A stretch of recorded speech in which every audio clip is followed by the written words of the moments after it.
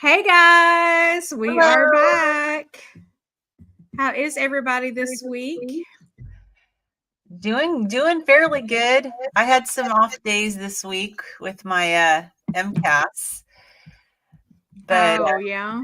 yeah, but I'm feeling pretty good today. What about you, Carrie? I'm doing great. I'm happy. I've got a bigger desk now. So Oh, I've nice. been playing with technology and getting all my stuff set up, and Carrie got now a I've new got desk. room. It's That's the awesome. Nice. same. That's the same thing I did. I got me a new desk when it was around the time we started doing this, and it just makes all the difference in the world to have a nice space. And I True. was telling the ladies here that my son drew this picture behind us, so it's we're gonna leave it because we like art around here. We do. So we were just talking, Lynn and I and Carrie, about I've not really felt well lately, and I'm trying to figure out why.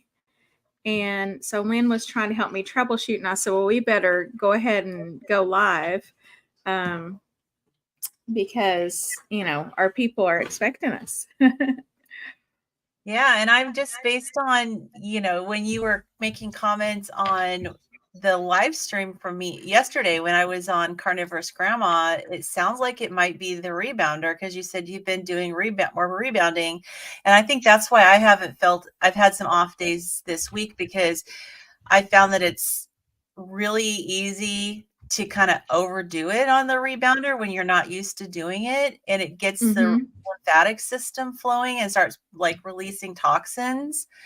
And I I know didn't even think about that. I was kind of over. Well, it happened to me when the first week that I got my rebounder because I was just it was having so much fun, and I was Mm-hmm. going a little crazy, and then I felt horrible for about 3 or 4 days, just like exhausted, no energy to do anything, and then I kind of overdid it a little bit earlier this past week, and I think I was bouncing too much. My body just wasn't used to all that. Like I was actually getting off the ground this time, like or getting off of the trampoline, and having too much fun. And then yeah, I've been paying the price for it. So I don't know if that's what's going on with you or not. That's I definitely what. don't know. It's weird. It's so I only did the rebounder like one day, but I did it a lot, you know. Mhm. Um, and then yesterday I was feeling pretty decent most of the day, but the day before that, like, okay, so I did the rebounder, and then like for 2 days after that, I woke up every morning with a really bad headache that wouldn't go away with Tylenol, which is kind of unusual for me. Um, I never have headaches anymore, and the ones I have will usually go away quickly with Tylenol. So I knew that it was like I felt like it was some kind of reaction, or maybe even like a, uh, I've had autoimmune disease symptoms, but I've never been diagnosed with an autoimmune disease. So I feel like, it's like an exacerbation of that, but I don't know. It's so hard to figure out. Yeah. Well, I mean, I know your body's real sensitive like mine, so it's hard when you get these kind of obscure, frustrating symptoms, and you just have to try to figure out why. And sometimes you can't figure it out. Thanks, Alan.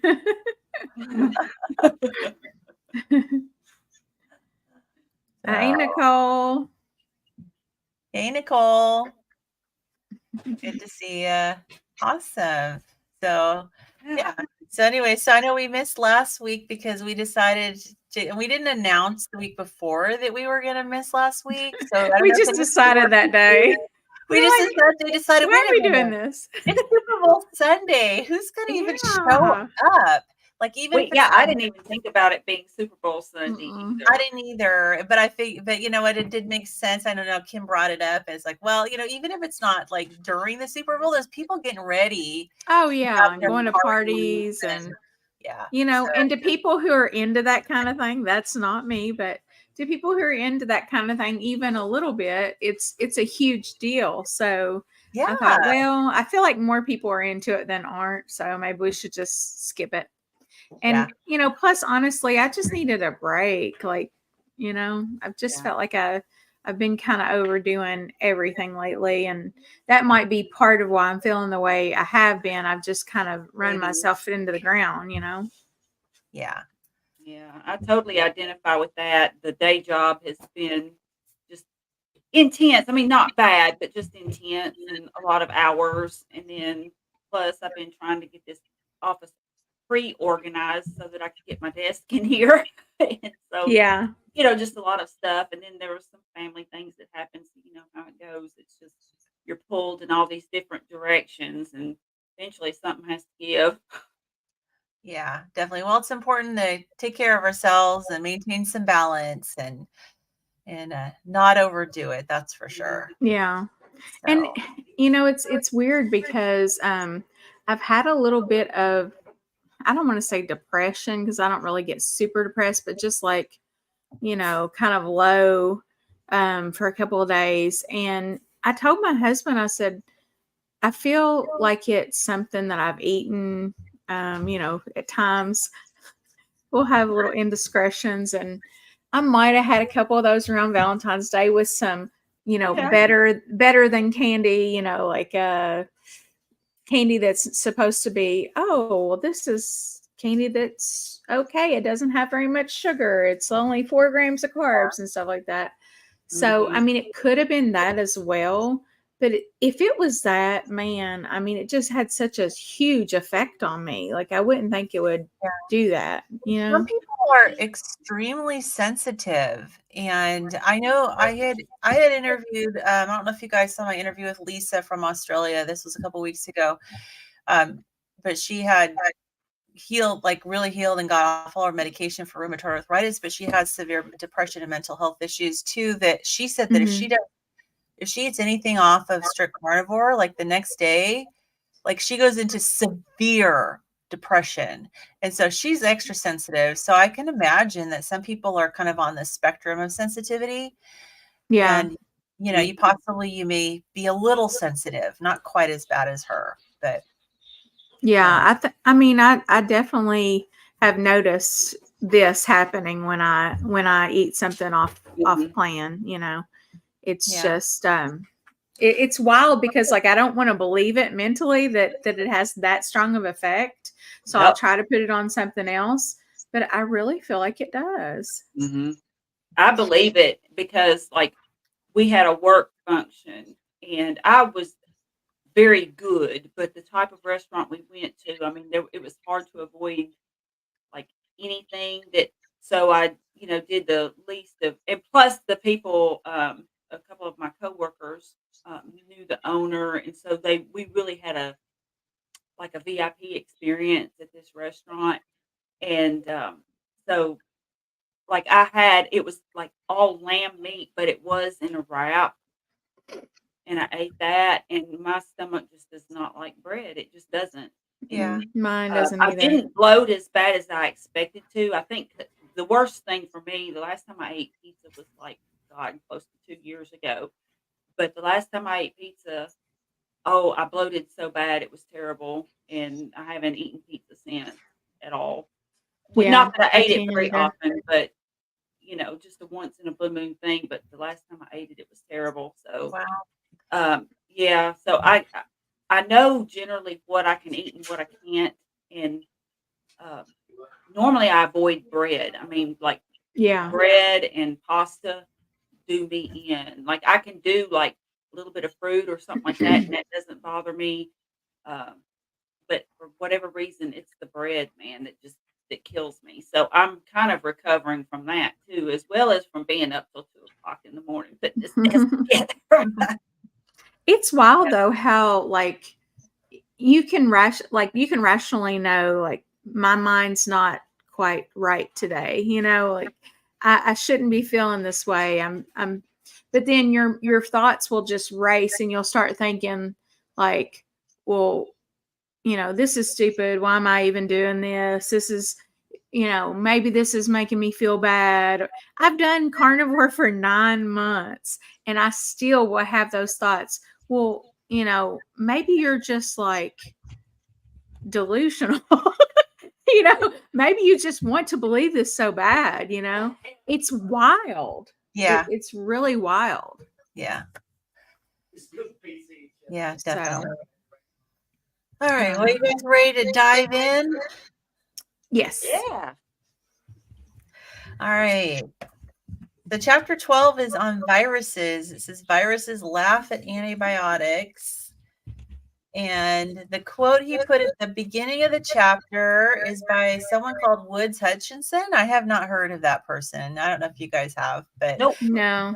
he says drugs are of price value when needed, but they are at best emergency measures of most temporary utility. The more effective they are in the right place, the more harmful in the wrong one. Mm. Yeah. So the lie he's covering in this chapter. Oh, how sweet. Oh, yeah. I love Yeah, Southern accents, thanks. too. I don't even think about it. When I'm around my Southern relatives, I can break out into a Southern accent like that. But yes, it's true. So the lie from this chapter is the runny nose, earache, and cough won't get better unless you take a course of antibiotics. If you take an antibiotic, you will get over your runny nose, earache, or cough more quickly. And I know that, and I've seen this, I'm sure, Kim, you've seen Whoops. it too. Hold on, guys. Sorry.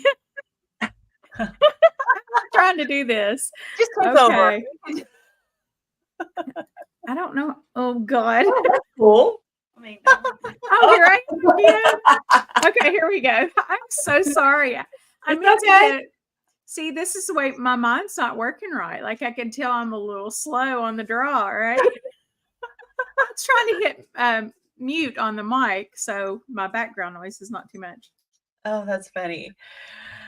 So yeah, so I don't. We've seen, and I know Kim is a nurse. You've probably seen this: the over prescription of antibiotics, and the problem with that is that we've developed these resistant strains of bacteria that don't Mhm. respond. I mean, the bacteria have their own way of evolving so that they can resist the antibiotics, and so we have a whole bunch of strains out there now of bacteria that won't respond to antibiotics, because it's kind of like if you give a course of antibiotics, and a lot of times people will just like not finish their course, or if it's prescribed, the wrong one prescribed, it basically doesn't kill them, it just kind of wounds them and they come back stronger. Yeah. But he talks a lot about how doctors have given in to the patients, or like parents of children, where they come in and they're sick and they've got like a cold or something, and they want to walk away with a prescription. Mm-hmm. And so these doctors he says it's almost as if doctors have been trained by demanding patients to prescribe antibiotics when they aren't needed. Yeah, and he talked about the human nature too of wanting to do something. Yeah. Like Yeah. it does go against what's.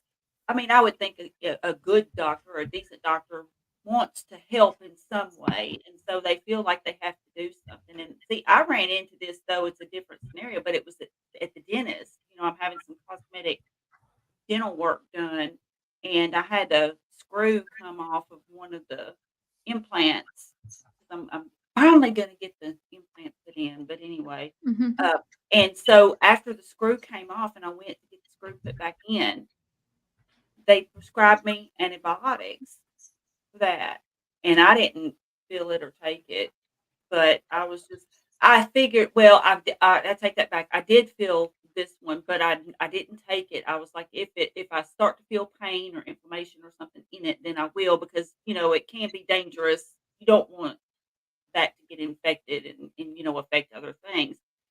So I was just diligent about it, but I didn't take them because I mean it carpet bombs your gut biome, and it kills the good and the bad when you take them. Yeah, I mean, there's broad spectrum antibiotics that just kind of take on all the bacteria, and then there's more narrow spectrum antibiotics. But I know in dentistry, that's really common that they'll just kind of give you an antibiotic just because you're maybe a higher risk of developing an infection. So they want to kind of tackle it before the infection starts. Mm-hmm. So, it's easy for over prescribing to creep in. And you want to show that slide of the virus versus the bacteria. Okay. Is that the first one? Yeah.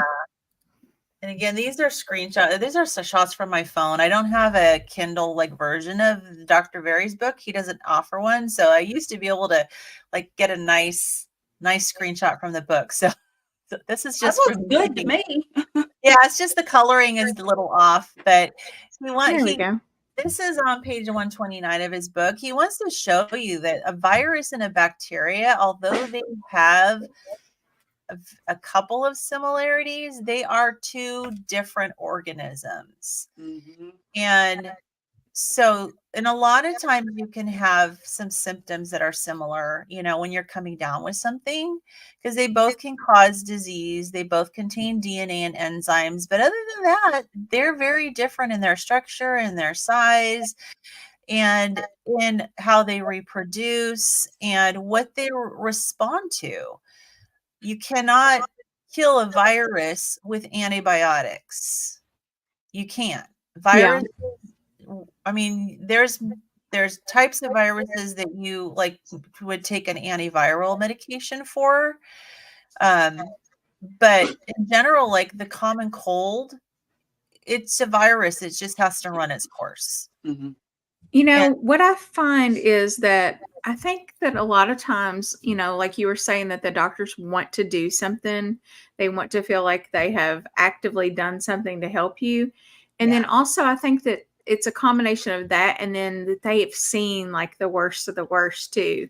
Like they've seen people come in and, they started out with a virus, but then it went into, a pneumonia and the bacteria kind of take over and cause infection because the virus has made the body more just hospitable to them taking over, basically. Yeah. So, and I think you're right. They're maybe a little overly like careful. Yeah. Like afraid. So it's kind of like afraid to put a person in a position where they could get worse and end up in the hospital. But there's a balance between like realizing that prescribing just antibiotics ad hoc, there are negative consequences to that. Yeah, so, for sure. Yeah, I mean, so I'm sure it's challenging to kind of juggle and use discretion and discernment to figure out like, okay, who really does need an antibiotic versus who's going to get better on their own. And perhaps with some education of the patient, that may be easier because they may come in and some people may come in like right at the first sign of being sick, or they maybe been not feeling good for a few days. And maybe the doctor needs to give them some at-home treatment tips and say, okay, usually they'll do this. They'll say, okay, if you don't feel better by this day, or if your symptoms are getting worse, then you need to call back and we'll escalate care.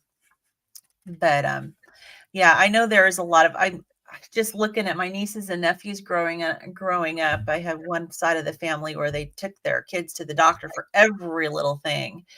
And I swear those kids were on antibiotics all the time. Yeah. And, so there is definitely a concern for over prescribing. And then there's another slide. I think the next slide is related to this too. You want to scroll over. I don't know how easy this is to see, but this is basically he summarized what the actual research on the effects of bacteria on the human body. He says that bacteria do not cause most infections, and antibiotics do not work at all on viral infections. So viral infections last for a few days, so 3 to 14 days, and then they go away. Am I the only one here? No, you're here. I can hear you. Sorry, I'm like, oh my goodness, everybody disappeared. Yeah, it's probably good to just leave that full blown. Some bacteria can make us very sick and even kill us. And I think that's where, Kim, you were talking about, there's that knowledge that, you gotta, you don't know for sure. Well, Some and also I bacteria, was going to add in real quick, the length of the, I think sometimes they get, viruses last a lot longer than bacterial infections. Well, I don't want to say that. Viruses can last, for a couple weeks. And yeah, sometimes I think they get scared when it's been like a couple weeks and you're still feeling right. really, really bad. They're thinking, oh, this may be bacterial, and I think that, a short virus doesn't get treated with antibiotics. It's the longer ones. Well, Yeah, and it as doesn't often. mean it's not still a virus. And you're right. I mean, viral infections can take sometimes 2 to 3 weeks before Yeah. you And they start can to be feel better. ugly. Like you can really feel horrible with them. Oh yeah, absolutely. It definitely, you feel terrible. Um, So yeah. So let's see. So he's mentioned some bacteria are beneficial to us, which we know a lot of bacteria are beneficial to us. I remember years ago when I took a microbiology course, um, the teacher said that like as far as our gut microbiome goes, like 85% of the bacteria is beneficial in our gut, and 15% are bad, but it's actually really important to have that balance between the good and the bad bacteria because it keeps your immune system, it gives it something to do, keeps your immune system strong. So bad bacteria in our system, like in our gut, aren't necessarily a bad thing. It's when they overgrow and they get to be too much that they end up making you sick. So antibiotics kill many bacteria, both bad and good. Like Carrie was saying, they can kill the good bacteria as well. Antibiotics can't kill some bacteria, and that's the ones that have developed resistance to it. Overuse of antibiotics can lead to resistant bacteria. Good bacteria can have negative health. Oh, sorry, killing good bacteria can have negative health consequences. And that's true because that's where you get that imbalance between the good and the bad. Taking antibiotics can lead to weight gain. And then wise use of antibiotics often means not using them. So he actually says that we should only use antibiotics for a limited time, which they are usually a short course. Very few people are on long-term antibiotics, and we should avoid them at all costs in every other situation. So that leaves a lot of like judgment on the part of the doctor to determine like when to prescribe them and when not to. So anyways. It's funny, my immunologist, whoops, I want to get back to us. Oh my gosh. Here we are. Oh my God. Okay. It's very confusing because it only shows 2 people on the screen on the little thing you're supposed to click on. So anyway, so my immunologist actually wanted me to, he said if I had any more infections, like I'd had 3 bouts of pneumonia in a 4-year period, he wanted me to be on a low dose antibiotic all the time. And I was like, no, I'm not doing that. And he's like, well, it might really help. And I said, no, it would probably kill me. Yeah. And he just looked at me like I was just crazy. Yeah. My mom, when she was like getting towards the end of her life, she kept getting recurrent urinary tract infections.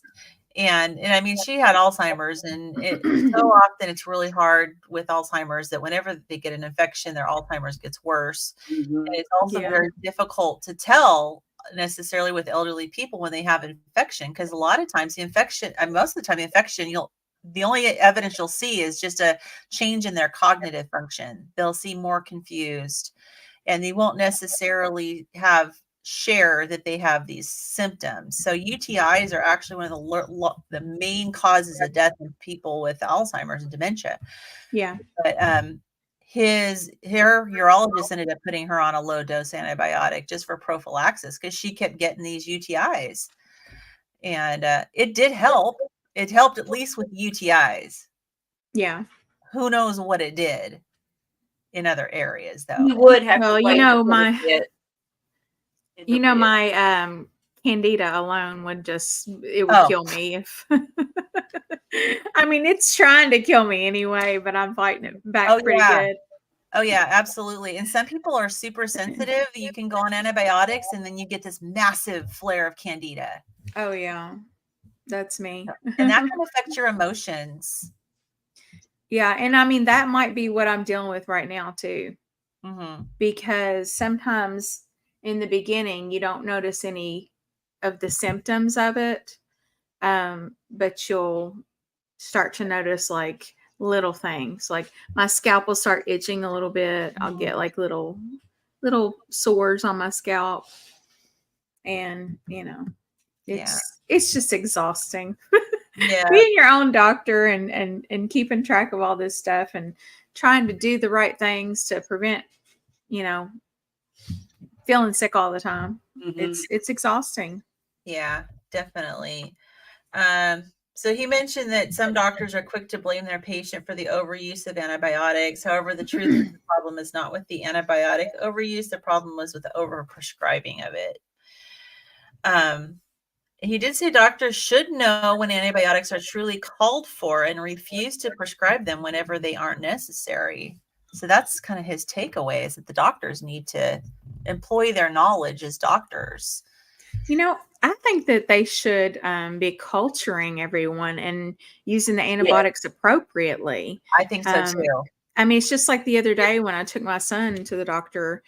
He'd been sick for a couple of weeks, and she's writing a prescription for antibiotics. And I was like, "So you don't think this is a virus?" And she said, "Well, it may be a bit of a walking pneumonia." And I'm thinking, well, you have nothing to base this. That's literally a total guess. You have nothing to base it on whatsoever.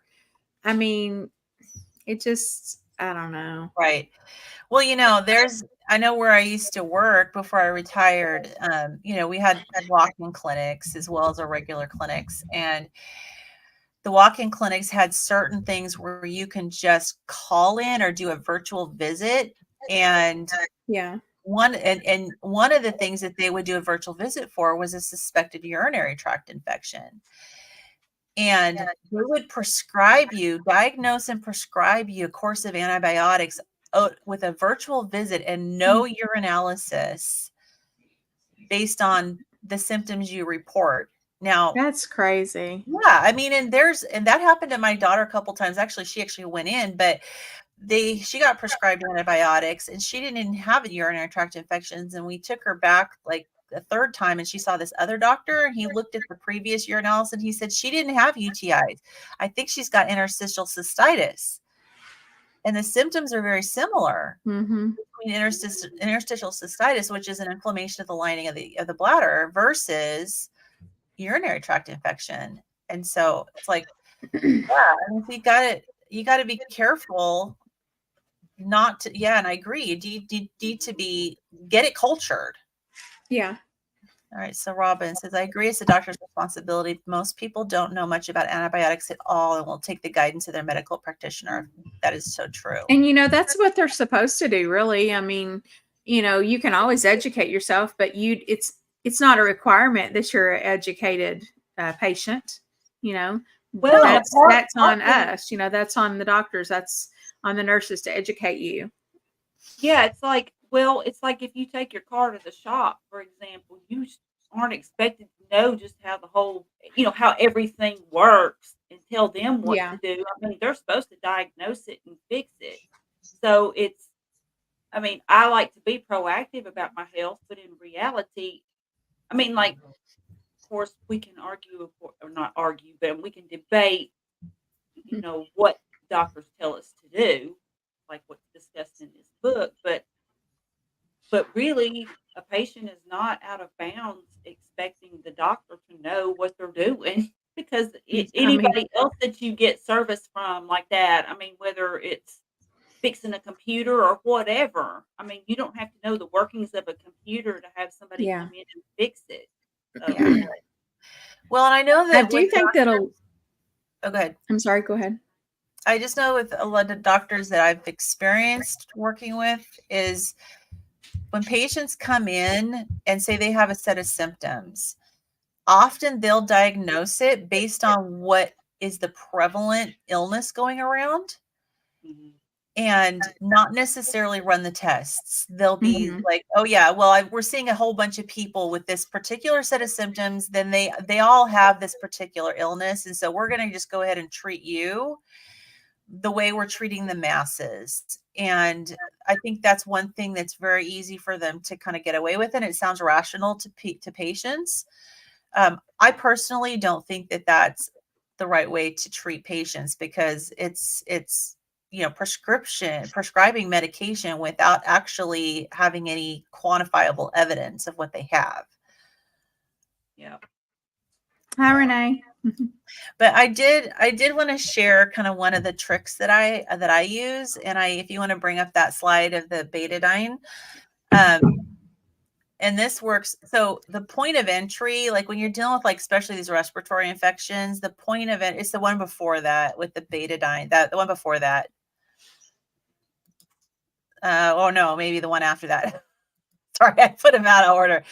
So I use this. It's betadine throat gargle. And so the point of entry, especially when we're talking about like the common cold and COVID and all these respiratory viruses and stuff that are out there, the point of entry is your mucosa, your nose and your throat. And what I've started doing, I've like read a study. This was probably late 2020. I read a study because they were doing a lot of studies about COVID, and that they said that like the people who would use this or a mouthwash or something that antiseptic were like had 85% better chances of not developing any serious disease. And so I started using this, like if I was out someplace and there were a lot of people coughing and everything, I would go home and I would use the throat gargle, like 30 seconds of the throat gargle, and then you dilute it to half strength and take a Q-tip and swab up your nostrils, like as high as you can. We do that on every patient now. Yeah, Pretty much. I cannot tell you They do the swabs, the I betadine can't tell you swabs. how many times I felt like I was starting to come down with something, and I did this, and it just nipped it right in the butt. So I do that with my Navage. It's basically an I don't want to say electronic, but it's like a battery powered neti pot. Yeah. And so especially if I'm around anybody who's coughing and, I have any suspicion of being exposed to anything at all, I'll come home and use my neti pot, and it takes, probably a couple minutes, and then that's that. Yeah. And that's even better than just the swab, because it gets it way up in there. Yeah, and it brings it all out. It's a continuous flush of salt water, basically. But the thing about me using any antiseptic or mouthwash, I stay far away from any mouthwash, because I need my bacteria in my mouth to be what it's supposed to be. Right. This is not intended for daily use. Yeah. Yeah. I mean, this is I only do this if I feel something coming on. Being prone to yeast, it could really cause me a bad episode of like thrush or something. Yeah. Yeah. Yeah. So the neti pot is a really good option for people who are real sensitive, like Kim. I don't have any issues with this because I rarely do it. I only do it occasionally. But yeah, you don't want to be constantly disrupting the microbiome of your nose and your mouth either. Just like you don't want to do that with your gut. But yeah, I have my daughter brings home all sorts of stuff. She's a children's pastor, and she's always around kids, and she brings home everything out there. And oh gosh, yeah, and so if I feel like I'm coming down with something, I do that, and it just takes care of it. So, but something that you didn't know, I never thought of that. Thank you for sharing that, Lynn. Yeah, well, I wanted to share that because it's like we need to have we need to have some tools for how we can help ourselves at home. Yeah. And what Robin is saying here, one of the reasons why we do this, especially if you're coming in for a surgery, is because one of the most common causes of, hospital acquired pneumonia is anything that they put in you, any tube or anything that's invasive, like say the tube to be intubated with during your surgery, they put you on the ventilator. Anything that's in your mouth, they're basically shoving it down into your lungs. So, that could set you up to developing pneumonia. Yeah. So yeah, we do that with pretty much every patient now. Yeah. Yeah. So he says that make sure your doctor doesn't give you an antibiotic for a viral infection. The best way to make sure your doctor doesn't give you an antibiotic for a viral infection is to not go to the doctor when you have a runny nose, scratchy throat, or a cough. So viruses always cause these symptoms. There's no magic pill to make them go away sooner. And he does talk about probiotics, using probiotics.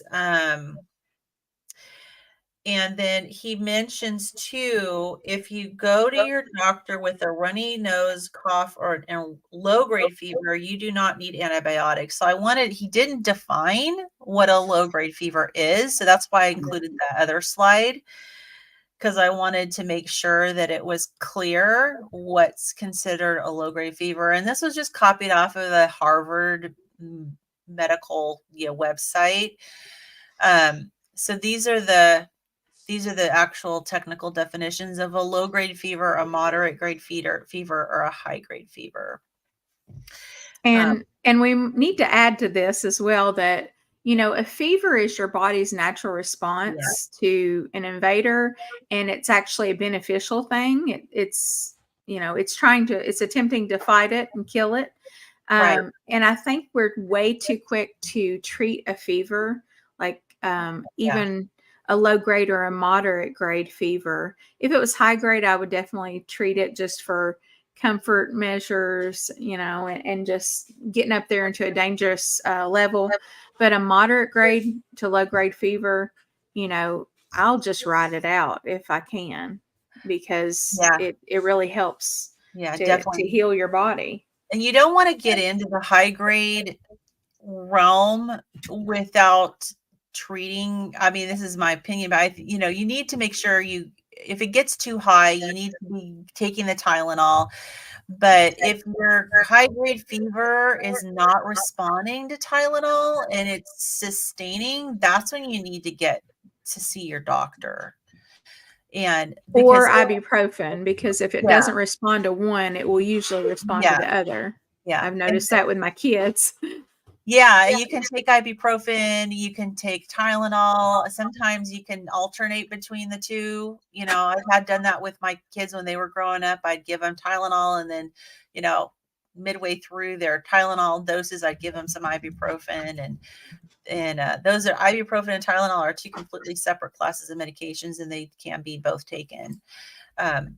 But if you get to be, if you have a sustained high grade fever, like really high, like 105, you probably know this better than I do, Kim, because I didn't work with people with that high grade fevers. But you can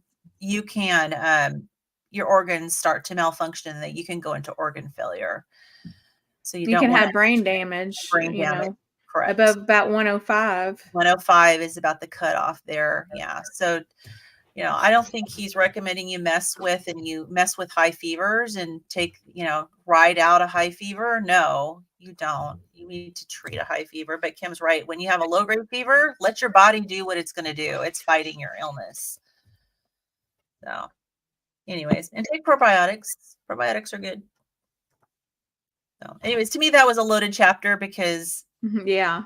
I mean, I've dealt with enough as a nurse of people who are struggling and we've had to refer people to an infectious disease specialist because they are not responding to treatment. And, I've dealt with resistant bacteria and, in the medical community, we know this. I mean, it's talked about. We know that there's overprescription of antibiotics. So I remember a few years ago that there was it was like well publicized. It seemed like there was a lot of discussion like in media and stuff about overprescribing and stuff, but it kind of course, now granted, I don't partake of media much anymore, so I don't know what they talk about now, but it does seem though, like in just general conversation, that doesn't really come up anymore.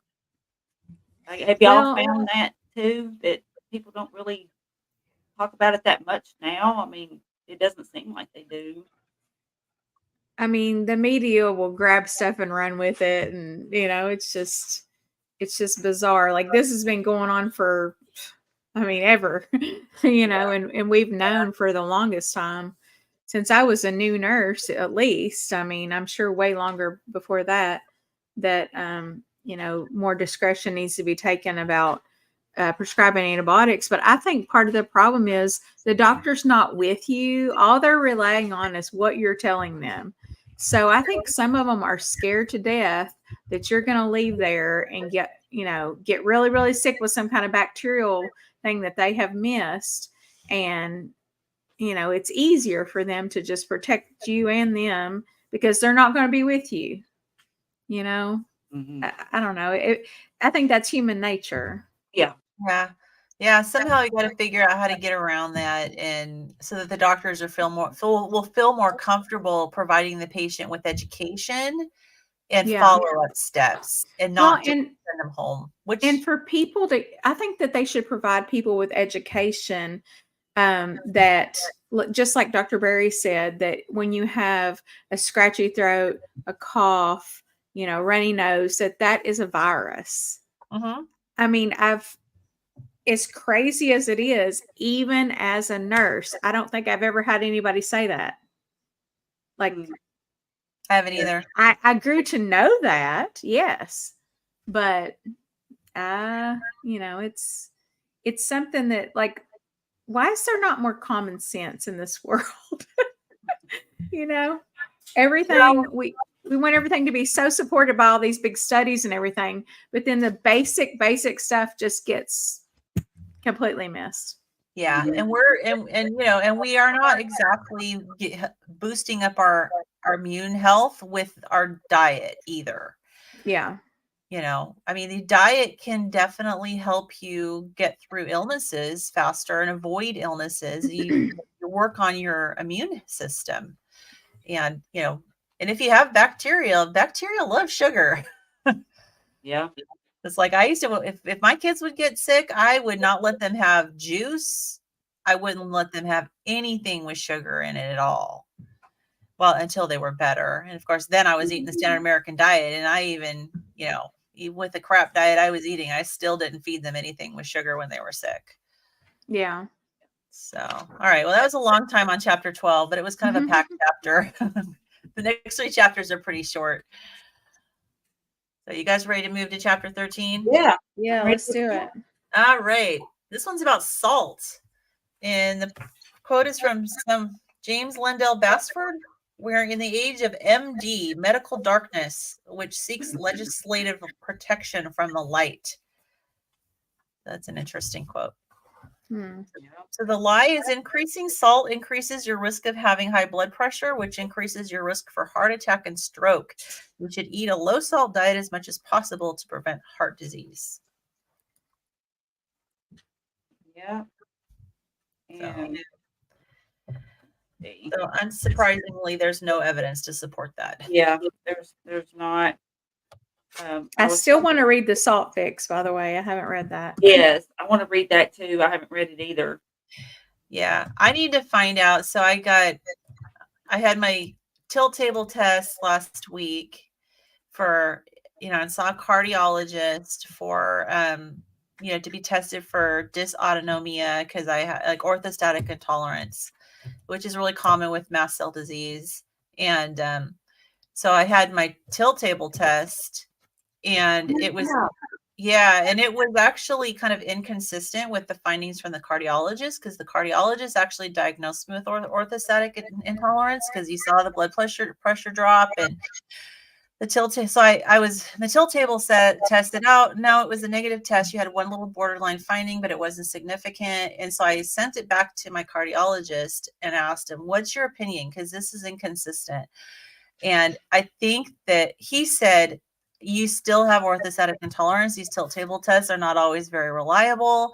And he said, and you've been utilizing salt. And I thought, oh my gosh, I wonder if that's why, because they tell me beforehand to be MPO, like for 2 hours ahead of time, but they tell me like to hold off, like I had to hold my antihistamines, no caffeine, but they didn't say no electrolytes. And I had one of these full of my element Mhm. that morning. So I'm wondering Mm. if I kind of messed up the results of my test, because I did have symptoms during the test. I mean, I was getting very, very warm and like really hot. The heat was started rising, and I was feeling nauseated. My vision was starting to get blurry. I didn't pass out, but salt is interesting for me because I need to figure out, like the cardiologist says, you need to not restrict salt, but he didn't tell me how much I should be taking. But Yeah.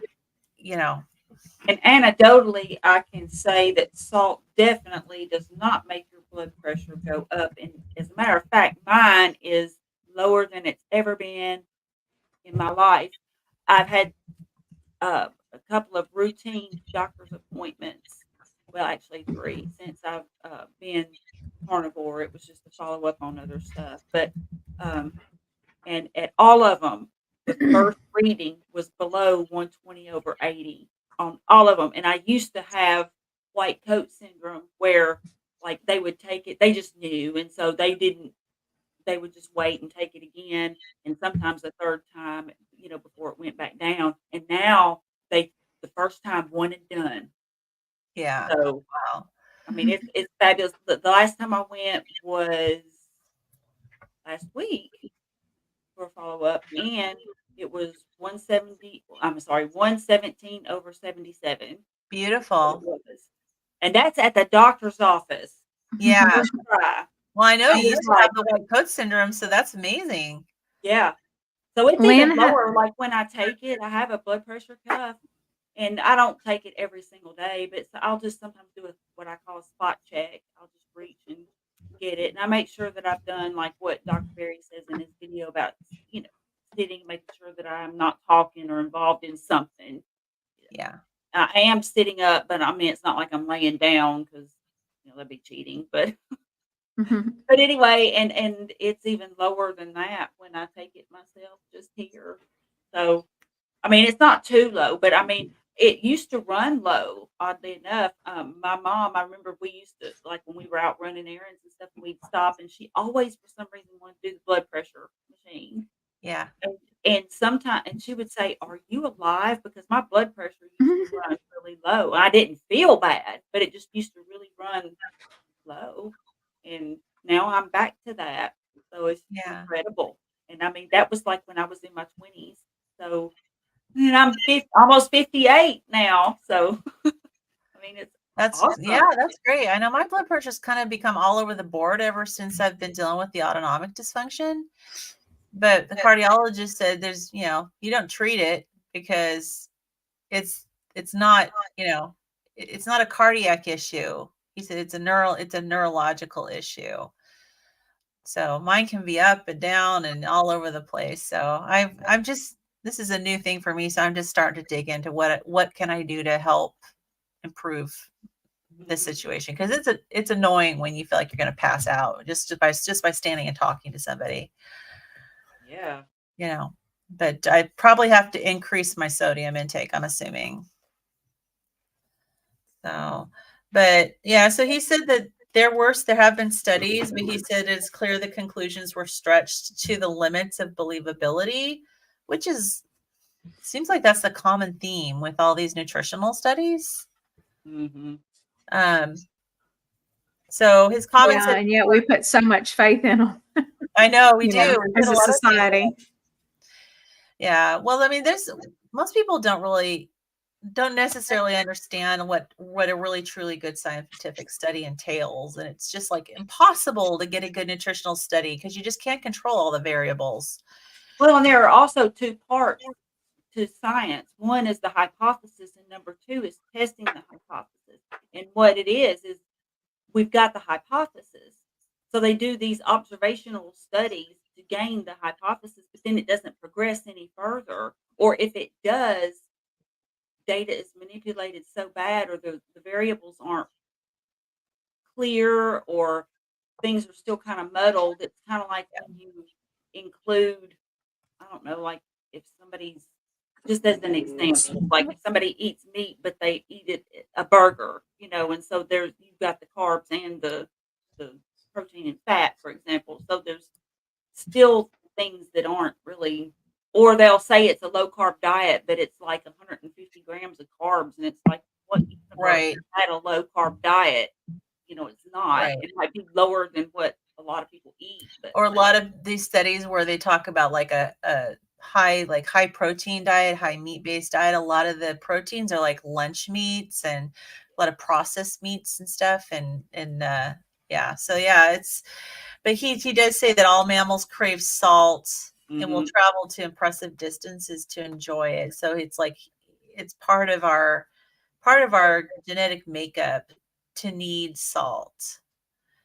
And he does talk about how unless you have kidney disease, our kidneys are very, very well equipped to regulate our electrolytes inside of our bodies. So, if you get too much salt, your kidneys are going to have you urinating, and they can retain the sodium. So he emphasizes not being worried about eating too much salt unless you have kidney disease, and then you need to work with your nephrologist.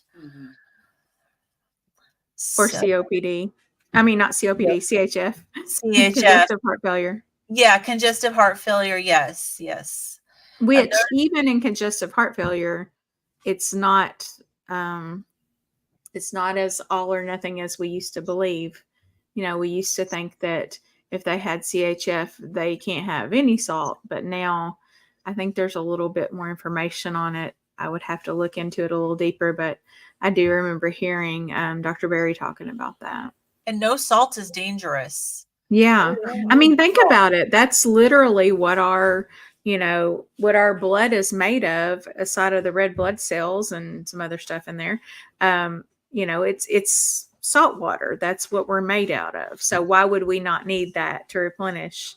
Yeah, it that's doesn't make always any something that sense. never made any sense to me either. Because like if you've ever like tasted blood for whatever reason, I mean, it's salty. What are you doing, Gary? Cut myself and lick it. I'm a vampire. You found Yeah, I when gave I was myself a kid. away.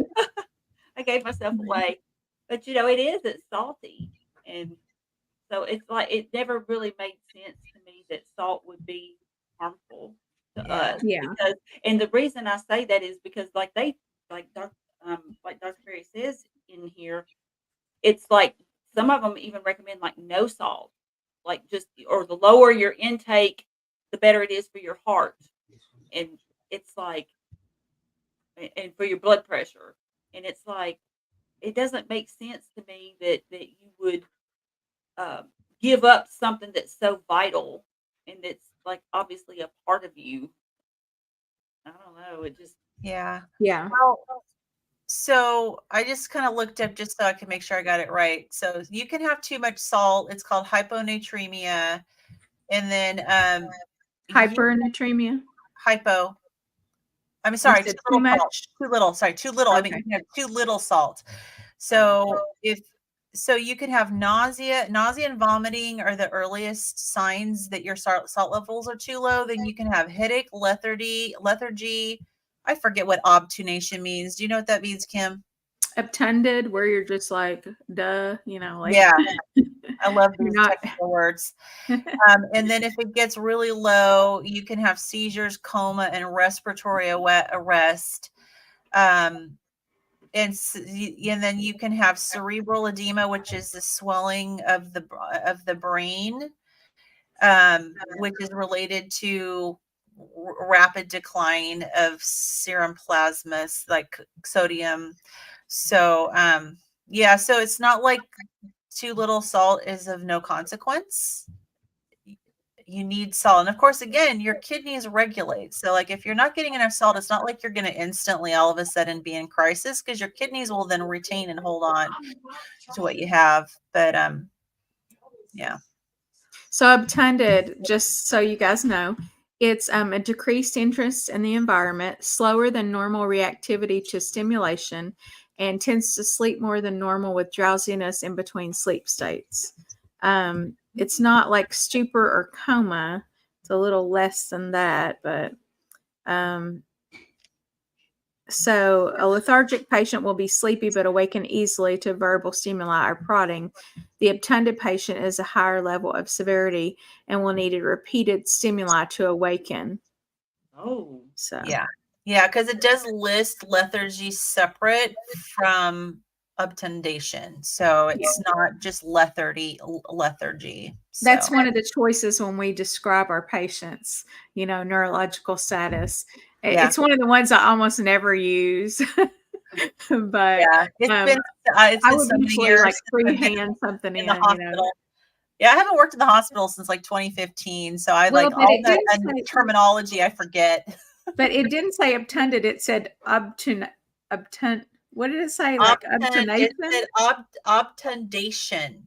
Yeah, like I understand that word could be from obtunded, but I've never heard it said that I've way. never So, heard that either. So it's like, I don't know what this means. But yeah, the root is obtunded. But anyways, I mean, the takeaway is that, if the doctor tells you no salt, I'd seriously be questioning that doctor, honestly. yeah. Yeah. So yeah, he does mention some research that was done, and there was actually the one that was really interesting was this 2006 study that was published in the American Journal of Medicine. They recorded the salt intake of more than 70 million Americans and compared it to their risk of dying from heart disease over a 14-year period. The study found that the more sodium people ate, the less likely they were to die from heart disease. so is this Yeah. self-reported data? See, this is the thing, though. That I mean, did they actually? How do they know how much salt these people ate? I don't know. I didn't read the D. I didn't look up the So study. that's the only thing. I mean, I just think that there's probably not. It was probably self-reported, which of course we know can be inaccurate, Yeah. but Well, still, I mean, I it was guess what 70. at the very least, it's saying that there are just as many studies saying that it doesn't matter as it is the ones where they teased out some data. You figure this is probably a retrospective study because you know that they're not actually signing up 70 million Americans into a clinical trial. So Exactly. because they said that they looked at the salt intake of more than 70 million Americans. So it must be based on medical records and self-reported salt intake. Which So is highly unreliable. highly unreliable, but still interesting. The people who are self-reporting that they eat a lot of salt or they intake a lot of salt, to me would be someone who's maybe not purposely restricting salt. Maybe that's what they looked at, because I know that usually if people are purposely restricting salt, keeping it under 2 grams a day, that's usually documented somewhere in their medical records. But So most maybe, people lie too. well, oh yeah, they lie about You that know. as well. Oh yeah, I can't tell you how many people I've dealt with. So many people who are at end-stage liver disease, working in hepatology, and I can't tell you how many times I talked to. Often I was talking to family members because most of these people don't manage their own diets because they're too sick. But I remember talking to family members that were saying, "Oh yeah, I'm really watching their sodium intake, keeping it under 2 grams." And I'd ask them, "So what exactly are they eating?" And I can't tell you how That's why many they're so times. sick and they Soup. can't take care of themselves So many because times. their Oh, family members not giving them any salt. I'm feeding them soup. Like, now, do you realize how much sodium is in soup? So people don't know. I mean, they don't realize it. And then Or they think about adding salt. They don't they realize think how it much. only means adding Yeah. the salt shaker. Yeah. That's what I think. Yeah. Oh, yeah. And I mean, people with end-stage liver disease, need to keep their sodium lower. But yeah, there's definitely a lack of knowledge about how to track your sodium. So, all right. Yeah, what's the interesting But he basically says go to town with sodium if you have healthy kidneys. Although he says he doesn't really like sodium himself or salt, which I thought was interesting. I love think his taste changed because now he talks about eating more salt. So See, I read that as wasn't really somebody who loved the taste of salt, but like he just does it to taste Uses it. and, Yeah. you know, and Yeah. is not afraid of it kind of thing. Yeah. I've learned that since I started the carnivore diet, I needed to be super purposeful with how much salt I add because, you know, a lot of us, when we do the standard American diet, a lot of our sodium intake comes from packaged processed foods. And then you switch to just eating meat and you don't get salt naturally just from eating meat. You got to add it to your meat. And so I've had to make sure I'm adding plenty.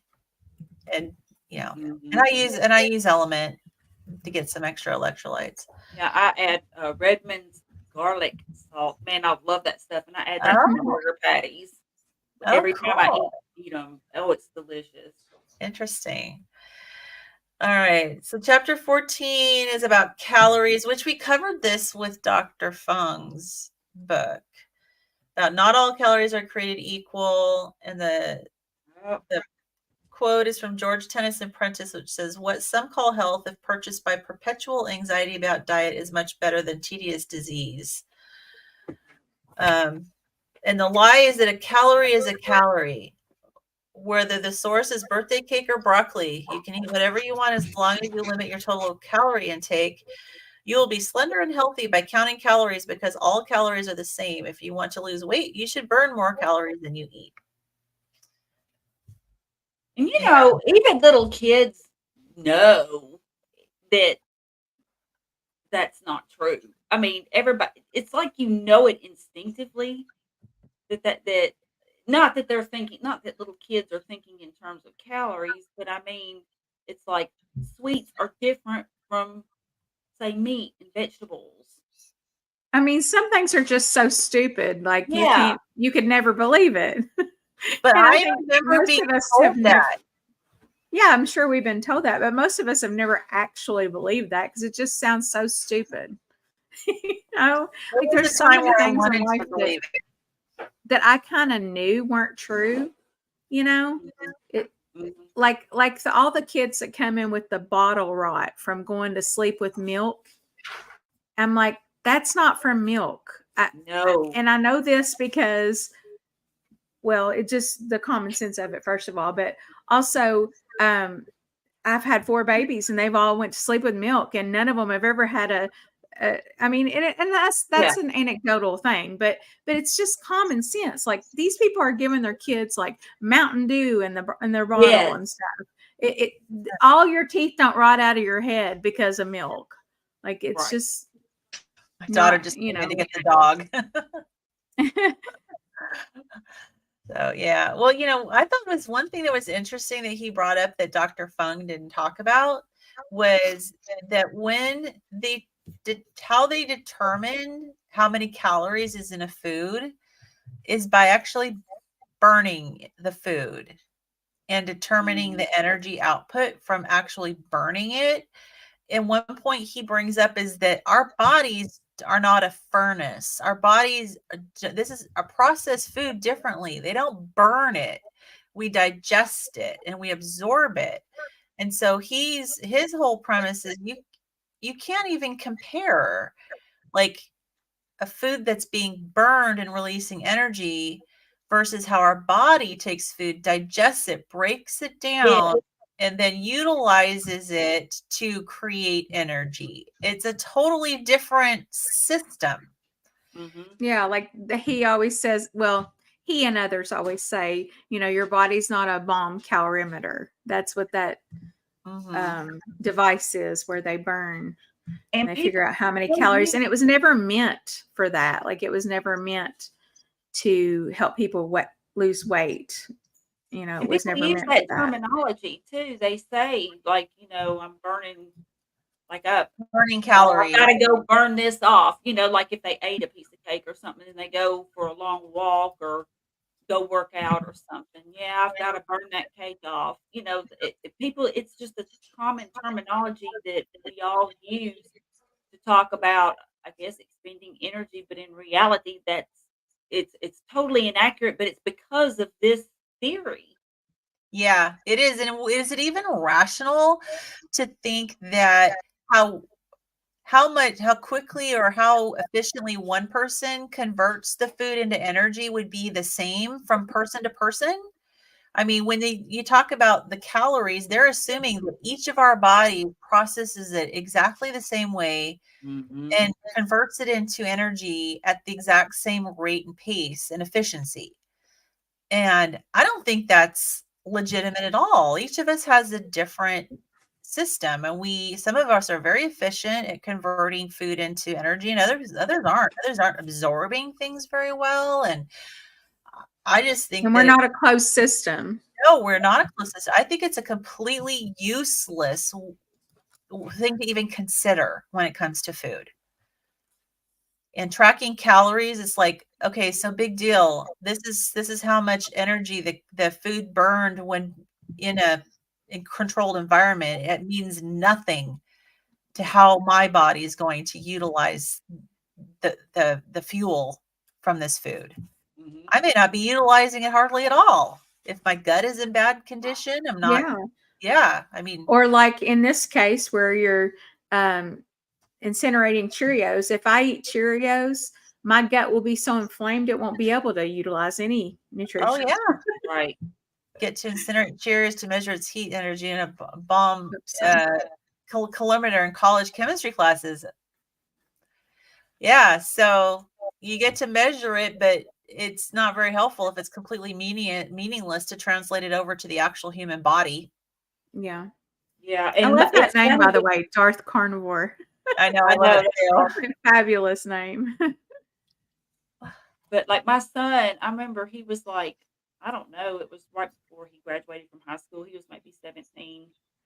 But I remember, I think he was just there when I was talking about diet, and he actually said he's an engineer by trade now, but I mean he actually said back then, he's like, well, that doesn't make any sense. Our bodies aren't closed systems.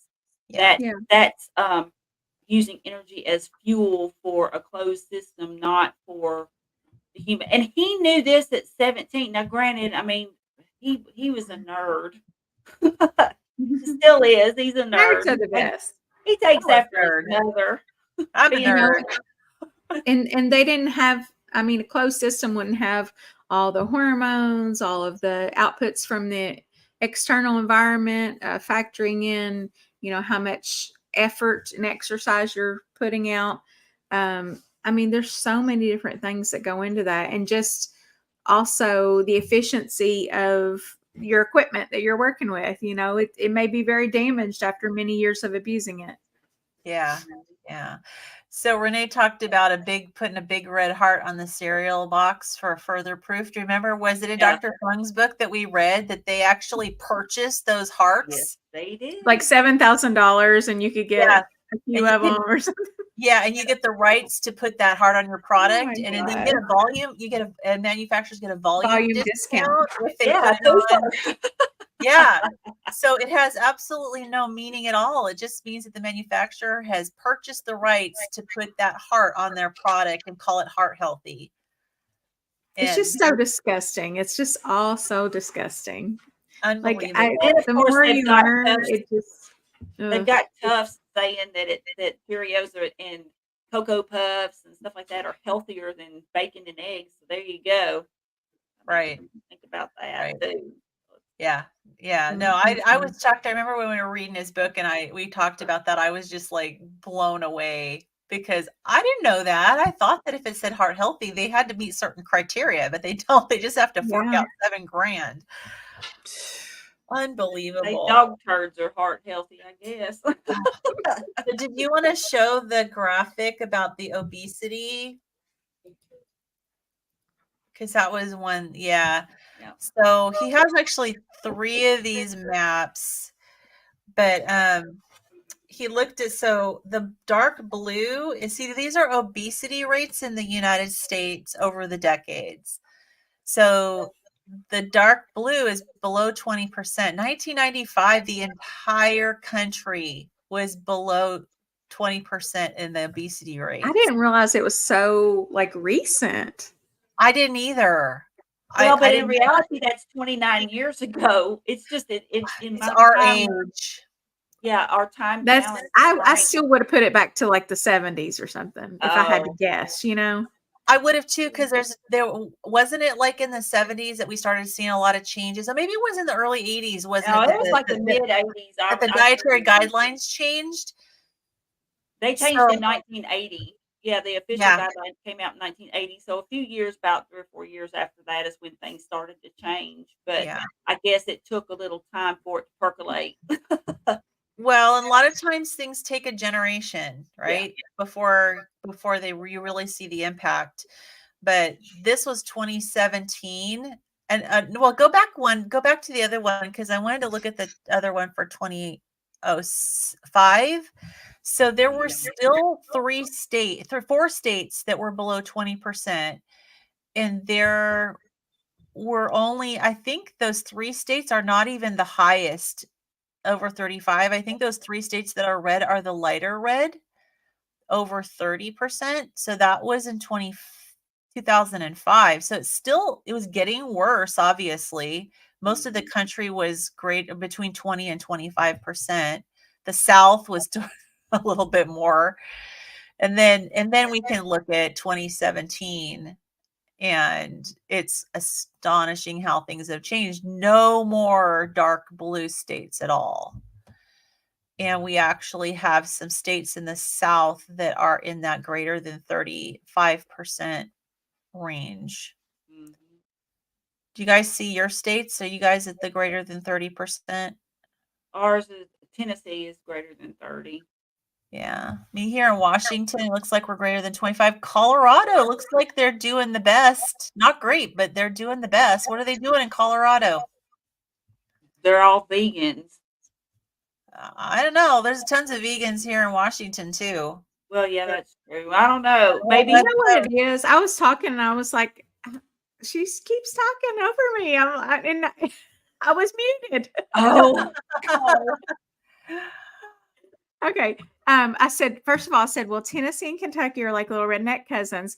We're right in there over 30% together, as yeah. always. But Colorado, I actually read this the other day and I sent it to my sister-in-law because she lives in Colorado. And what it is, let's see here if I can find what it is it's due to the what do you call it? When the altitude. I was wondering if it had to do with the elevation. Yeah, so let's see here if I can find. Okay, so I just learned that people who live in Colorado have the lowest incidence of obesity, not because of the outdoor culture like they like to claim, but because of the altitude and thus the most mitochondria. So they have more mitochondria because of the altitude. And since mitochondrial dysfunction is the root of most modern diseases, that's why. The lower oxygen tension is an inducer of mitochondrial biogenesis. So they have lower oxygen tension, and that means they make more mitochondria. So, and this is off per Dr. Robert Lustig. It was one of his videos I was listening to. Interesting. Have either of you been to Colorado? I have not. My sister-in-law lives in Denver. I need to go. Oh my gosh. I was in Colorado, and I swear, and I mean, in Washington, everything is on a hill. So I'm used to climbing, like walking uphill. But in Colorado, holy cow, out of breath so easily because it's such high elevation. And I was really surprised too. I was there in March of 2020. So it wasn't like it was real hot or anything, but I could not believe how thirsty I was. I was drinking like gallons of water just to try to stay hydrated. So like there is something remarkably different with Colorado. Renee says smoking weed. Oh, there's tons of people in Washington State smoking weed too. So we got pot shops all over the place. And here. Nevada and in California. Yep. Oh yeah. No, we got pot shops like on every corner. Not every corner, but we got a ton of pot shops. So. She said you can't breathe long enough to go eat. Maybe that's it. They're gasping. They're like, oh, that's funny. But anyways, but the overall, we're doing terrible as a country. Yeah. So so we're screwing up our insulin metabolism, and by the foods that we're eating is basically his thing. So, all right, we got one more chapter. This one was like super short, so we could probably go through this really fast. All right. So, chapter 15, it says, "Does too much calcium cause kidney stones?" And he quotes Voltaire at the beginning: "The art of medicine consists of amusing the patient while nature cures the disease." That was funny. And then, so the lie says eating or drinking too much calcium can lead to kidney stones. Also, if you've had a kidney stone, you should decrease your calcium intake so you don't get another. And he said that is the lie. We don't need to go into. He talks about how painful they are. And they are. I had one, 11 years ago, and they are more painful than childbirth. He's right. It was agonizing.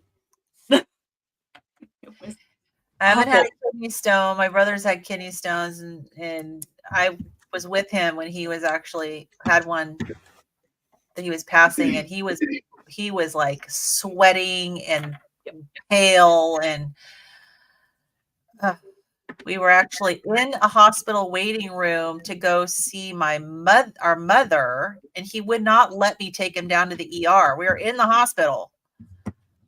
Oh wow. So, and he ended up needing to go anyways. So, but yeah, so he basically said that there is no research showing that high calcium foods in your diet increase your risk of a kidney stone.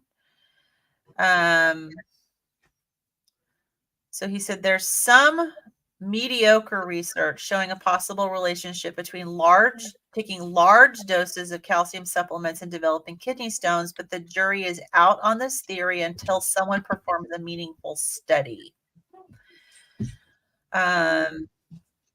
He said that calcium is vital to building bone and hundreds of other bodily functions, so it stands to reason that you should make sure you're getting plenty of it. And calcium levels in the blood and urine are tightly controlled by the body's mechanism. So it's kind of a challenge, kind of like with the sodium. Your body regulates the calcium. Mm-hmm. So he says it's not as simple as just eating too much will cause your body to produce stones. Yeah. And I was thinking that the oxalates binding with the calcium were more of a cause than just the calcium itself. Yeah, I know in Sally Norton's book, she does talk about oxalates and kidney stones. So, and there are oxalate stones. There's different types of kidney stones. So I really don't know what kind mine was because I didn't catch it. They always want you to try to catch it. They give you a little hat and stuff. And I'm just going to admit that I was a bad girl and didn't hold that down there every time I went to the bathroom. I didn't do it. So I don't know what it was. Okay. Well, he they talks about vitamin D because he says that it's very popular especially among women, to take a calcium supplement. And he said, although this is probably unnecessary and probably didn't increase their bone strength, we also didn't see a sudden uptick in kidney stones in women.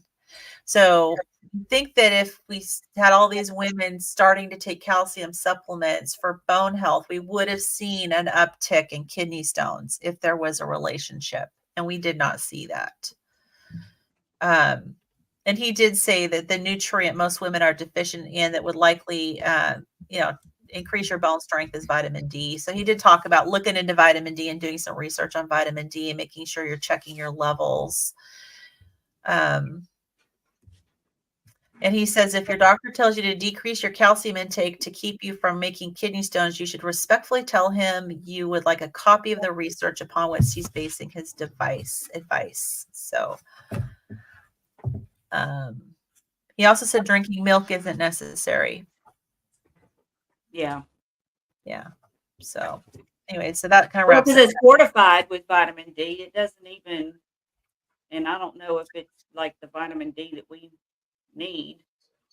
I mean, there's calcium in it, but it's also fortified with vitamin D, isn't it? Yeah. Yeah, it is. And when anything is fortified, we all know what that means. They add it in there, like it's taken out if it's there, and then they add it back. I guess so they know how much is in there. I don't really know why they. Like I've heard that when they fortify something, like if there's something that's in there, they take it out, like a nutrient or whatever, but then they put it back in. Like I guess Well, a they lot of separate times it. with processed foods, just the processing itself takes away nutrients, Mhm. and so then they add it back. Yeah. So okay, so Darth Carnivore says, I've heard from Dr. Seawis the body produces oxalates endogenously. I'm not clear how these would turn into calcium oxalate ketones. Oh, interesting. I love Dr. Seawis. Okay, so I'm reading right now from John Hopkins. Oxalate and calcium bind together in the intestine and leave the body together in the stool. If there's not enough calcium, then the extra oxalate will have nothing in the intestine to bind to, so it will be absorbed into the bloodstream and end up in the urine, where it will form a calcium oxalate stone. Okay, interesting. Hmm. Okay, so that sounds like we definitely need to make sure we're getting enough calcium. Yeah, I just think that maybe, of course, getting your nutrients as naturally as possible is like the best way to do it. I think that a lot of times, like with supplements, people over supplement sometimes, And I've which also heard that it could cause problems with your, like problems with blockages and vessels and stuff if you are just taking like large amounts of calcium. So yeah, and I I thought don't that know. when they tell you to take K2, like everybody, like even Dr. Berry advises the K2, like D3 and K2, and I was under the impression, and I could be under the wrong impression, that that was done to keep the calcium from going where it doesn't need to go. Have y'all heard that, or did y'all Well, I mean, understand that, or is I that? have heard that, but I'm not very well read on that, admittedly. well, and I mean, and potassium and sodium and calcium all kind of worked together. And so, yeah, I haven't dug into it too much. I haven't either. I just do take the D3 and K2. I've slacked off on the D3 though because I got my levels taken and it was like 125 or something. My doctor was like, "Stop taking Yeah, I know you mentioned that that." last time. So how much are you taking now? I just take 5,000 units like twice. I mean, I'm sorry, 10,000 units twice a week now. I was taking 10,000 Okay. units a day, but I Okay. didn't want to stop completely because I don't get, even in the summer, I'm not out in the sun enough to get the vitamin D that I need. Yeah. I'm So, trying to, when the sun is out, I'm trying to spend more time um out in the sun and you know get as much skin exposure to it as possible. Just, I know early morning is a really good time because you're not necessarily going to get burned, and if you can go out and get as much skin exposure for maybe 15 minutes or so, that's supposed to be really good for getting your vitamin D levels up. So, but Mike says bathing your system in insulin causes all kinds of nasty things. I think that's really, yeah, it Yeah. seems to be a common thing is just insulin and is, yeah, I kind of think the the best thing to do is to get your, calcium and your potassium and everything from like actual food, you know? I think so too. sardines, sardines, Yeah, your sardines. Yep. So, all Kim. right. Awesome. So we've got, let's see how much, so we've got chapters. You want to do 4 again or? Sure. How I mean, many I'm are good. left? I don't even know. Let Let's me see. see how many chapters we have total here. Because my chapters on the audiobook are like Oh, they're all mislabeled. messed up. Yeah, I noticed that too. There's 27 of them plus an epilogue. And there's Oh, a short epilogue. Yeah. So we still have plenty of time to go. So we could do 16, 17, 18, and 19. That'd be 4 chapters. Yeah. Okay. for next time. All right. Sounds great. And all right, seems like we got plenty to talk about when we do horror. Hmm. All right. Alrighty. So that was Well, guys, thanks for joining us. And if you want to come over and see us on our channels, I'm at Nurse Kimberly Lane, Lynn's at Midlife Carnivore, and Carrie is at My Meatomorphosis with an O in the middle. And we'd be glad to have you. yeah, So definitely. thanks for joining us, and we'll see you next week. Thank you, All right, everybody. bye everybody. Thanks for Bye, coming. guys. Thank you.